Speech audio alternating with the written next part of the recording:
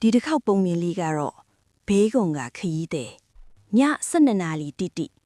ရန်ကုန်မန္တလေးအမြန်လမ်းပေါ်မှာ Express ကားကြီးကမှောင်မဲနေလေလမ်းမကြီးအတိုင်းတရိပ်ရိပ်မောင်းနေပါတယ်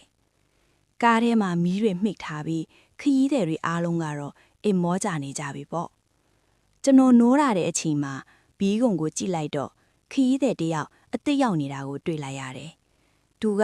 ခေါင်းငိုက်ဆိုင်ထားပြီးအင်ကြီးအဖြူနွမ်းနွမ်းလေးဝတ်ထားတယ်။ထူးဆန်းတာက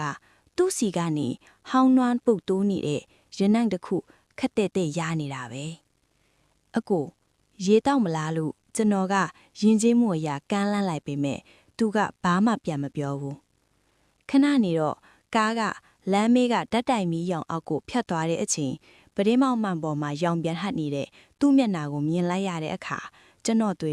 အေးဆက်သွားခဲ့တယ်။မှန်တဲမှာမြင်နေရတဲ့သူ့မျက်နှာကတစ်ချမ်းလုံးပိန်လင်ပဲ့ကြွေနေပြီးမျက်လုံးတစ်ဖက်ကလည်းမရှိတော့ဘူး။ကျွန်တော်ကြောက်လန့်နဲ့သူ့ကိုအသာလေးလှည့်ကြည့်လိုက်တဲ့အခါသူကဖြည်းဖြည်းချင်းခေါင်းမောက်လာပြီးကျွန်တော်နာကိုကပ်ပြီးတိုးလေးပြောလိုက်ပါတယ်